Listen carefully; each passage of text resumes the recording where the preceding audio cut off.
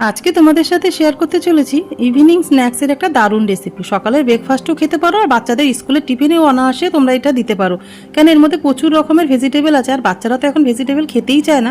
এইভাবে যদি তোমরা রান্না করে টিফিনটা বানিয়ে দিতে পারো, আমি কথা দিচ্ছি স্কুল থেকে টিফিন বক্স একদম ফাঁকা আসবে।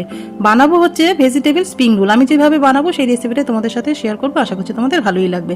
তা ভেজিটেবল স্প্রিং রোল বানানোর জন্য ননস্টিকে অল্প একটু তেল দিলাম, তাতে জিরে, আদা, কাঁচা লঙ্কা কুচি রেখেছি। নাড়াচাড়া করার পরে সব রকম ভেজিটেবল, তার মধ্যে গাজর, বাঁধাকপি, ক্যাপসিকাম, বিনস, ধনেপাতা দিয়ে নাড়াচাড়া করার পর ওর মধ্যে কিছু গুঁড়ো মশলা দিয়ে দিলাম। তার মধ্যে ছিল হলুদ, লঙ্কার গুঁড়ো, তারপরে একটুখানি নুন স্বাদ মতো আর গোলমরিচের গুঁড়ো দিয়ে পুরটাকে রেডি করার আগে এক বাটি পনির গ্রেট করে রেখেছি, সেটাকে দিয়ে ভালো মতন পুরটাকে রেডি করে নিয়ে ব্যাস বাটির মধ্যে হাফ কাপ ময়দা, হাফ কাপ কর্নফ্লাওয়ার জলে নুন দিয়ে গুলে চাটুর মধ্যে হালকা পাতলা পাতলা রুটির আকারে করে মাঝখানে পুরগুলো দিয়ে রেডি করে নিলাম।